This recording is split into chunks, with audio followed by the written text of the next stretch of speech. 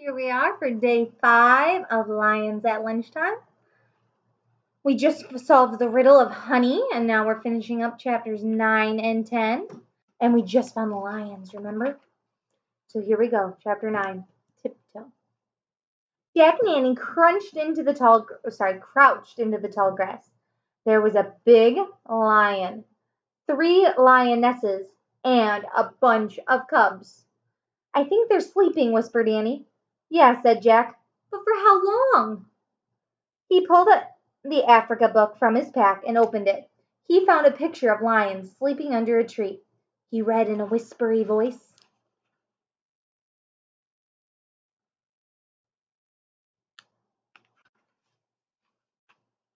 After a pride of lions has eaten, they rest for a few hours.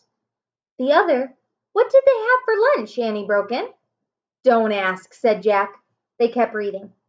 Sensing that the lions are not hunting at this moment, the other animals graze nearby. If they can graze, then we're safe, said Annie. She started to stand. Wait, Jack pulled her down. Not so fast. He peered around. The words in the book seemed true. The zebras and giraffes didn't seem bothered by the lions at all. They might be safe.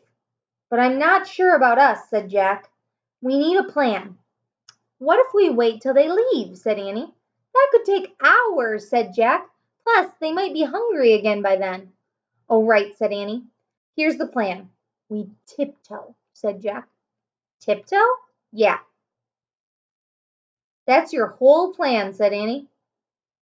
Yeah, tiptoe to the rope ladder, said Jack, very quietly. Good plan, Annie teased. Just do it, said Jack. He stood up slowly. Annie stood with him. They began tiptoeing through the tall grass, very slowly. The lion flicked his tail. Jack and Annie froze. When his tail was still again, they moved again. Suddenly, high-pitched laughter split the air. Jack and Annie stopped. The hyenas were back. They were standing off to the side, watching Jack and Annie. Jack and Annie made silent monster faces and shook their fists. But the hyenas only laughed some more. The big lion stirred lazily. He opened his golden eyes. Jack felt the hair on his back begin to rise off his neck, but he didn't move an inch. The lion lifted his head and yawned. His giant teeth gleamed in the sunlight. There, those silly hyenas.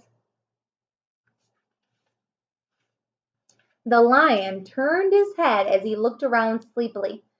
Jack held his breath as the lion gaze rested on them. The lion sat straight up. His piercing yellow eyes met Jack's. Jack's heart raced.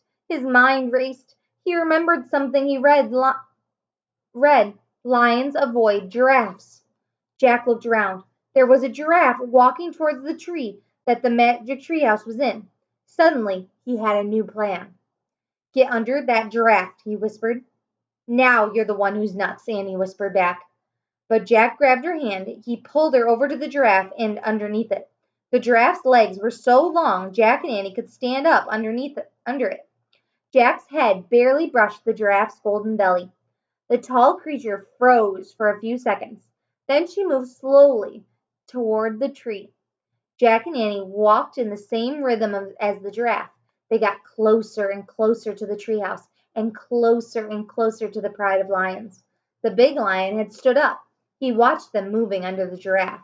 When the rope ladder was just a few feet away, Jack and Annie dashed out from under the giraffe to the rope ladder. Annie scrambled up first. Jack followed right behind her. As they climbed, the lion growled and leaped on the ladder. The hyenas laughed. Jack climbed faster than he'd ever climbed. He leaped after Annie into the treehouse.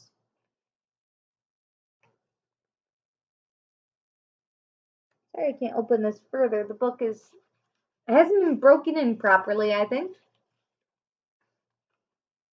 Annie had already unrolled the scroll. The riddle was gone. In its place, it was one shimmering word, honey. Jack grabbed the Pennsylvania book. He opened it and found the picture of Frog Creek Woods. I wish we could go there, he said. Just then, the giraffe stuck her head through the window. Bye, honey, said Annie, and she kissed the giraffe on the nose. The wind started to blow. The treehouse started to spin. It spun faster and faster. Then everything was still. Absolutely still. Chapter 10 After Lunch. Jack opened his eyes. His heart was still racing. Hyena laughter still rang in his ears. We made it, said Annie. Yes, said Jack, but it was very close. Jack took another moment to calm down. Then he pulled the Africa book out of his pack and put it in with the other books. Annie put the scroll with the other two scrolls. The giraffe was the true honey on that trip, she said. Sweet and golden, with danger all around it. Yep, Jack said.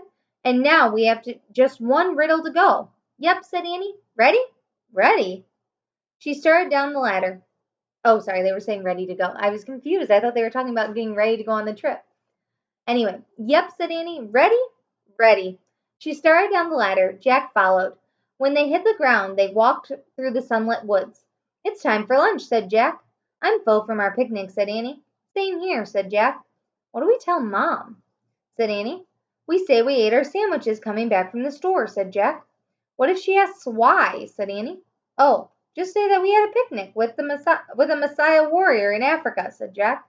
Annie laughed. Right, she said, because we didn't want him to be mad at us for taking his honey. Right, said Jack. The honey from a beehive that a honey guide led us to. Right, said Annie. And that happened after an elephant gave me a shower and we scared off two hyenas. Right, said Jack. And after you fell into a mud hole because you were helping a million wildebeests migrate across the river. Right, said Annie. And all that was before a giraffe saved us from a lion.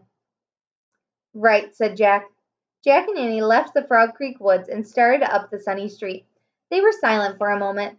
Then Jack pushed his glasses into place. We better just say we ate our sandwiches on the way home from the store, he said. Right, said Annie. And if Mom asks why, started Jack. Well, just say it was a really long story, said Annie. Right, said Jack. With like 10 chapters. Annie laughed. Good plan, she said. Very good plan, said Jack. They crossed their yard. They went up the steps and through the front door. We're back, Annie shouted. Great, called their mom. Ready for lunch? That was a cute ending. And we have a little picture of Penny right there. Actually, I just want to double check I didn't miss a picture. Nope, there wasn't a picture in that chapter. Okay, so that is the end of Lines at Lunchtime. Another great story. And next week, we're starting book 12, Polar Bears Past Bedtime. It's Icicle City, when the magic treehouse whisks Jack and Annie to a frozen Arctic. Luckily, a seal hunter on dog sleds lends them warm clothes. Unluckily, they get stuck on cracking ice. Will the giant polar bear save them? Or will Jack and Annie become frozen dinner? Oh no. The only way to find out is to read Magic Treehouse, Book 12, Polar Bears Past Bedtime. I'm excited to start that one with you next week, but before then, I hope you all enjoy this beautiful weekend and have a happy Friday. Bye-bye.